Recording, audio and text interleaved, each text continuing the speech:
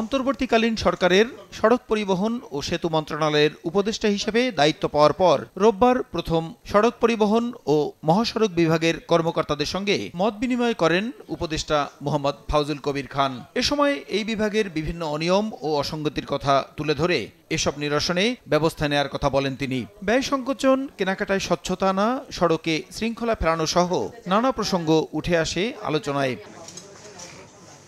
এ সময় গাড়ি চালকদের লাইসেন্স নিতে বারবার বিআরটিএতে যাওয়া সহ নানা অনিয়ম নিয়ে ক্ষুব্ধ প্রতিক্রিয়া জানান তিনি। কয়টা লাইসেন্সের আবেদন কতদিনের মধ্যে নিষ্পত্তি হয়েছে, নির্ধারিত তারিখের মধ্যে হয়েছে কিনা এসব যথাসময়ে জানানোর নির্দেশনা দেন সড়ক ও সেতু উপদেষ্টা।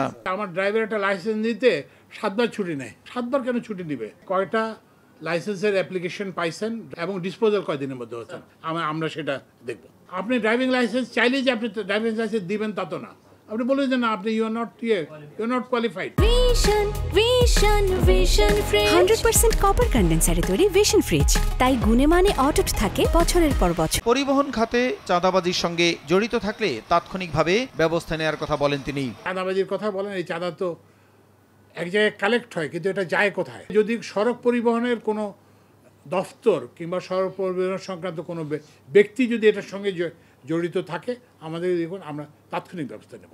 অগ্নিসংযোগ বা ভাঙচুর হওয়া স্থানে সংস্কার চলছে জানিয়ে এক প্রশ্নের জবাবে বলেন, 1 সপ্তাহের মধ্যেই মেট্রো রেল চালুর চেষ্টা চলছে। লাইনগুলো একটু চেক করতে তো 2-3 দিন 4 দিন সময় লাগবে। এটা 7 দিনের মধ্যে আমরা চালু করার চেষ্টা করব এবং আমি এবং সচিব আমরা নিজেরা যে আপনাদেরকেও আমরা আমন্ত্রণ জানাবো, আমরা এটা ইনশাআল্লাহ চালু করব। কোনোভাবেই উদ্দেশ্যমূলকভাবে কোনো রিপোর্ট না দিতে কর্মকর্তাদের সতর্ক করেন ফাউজুল কবির খান। প্রসূন আশিস, সময় সংবাদ, ঢাকা।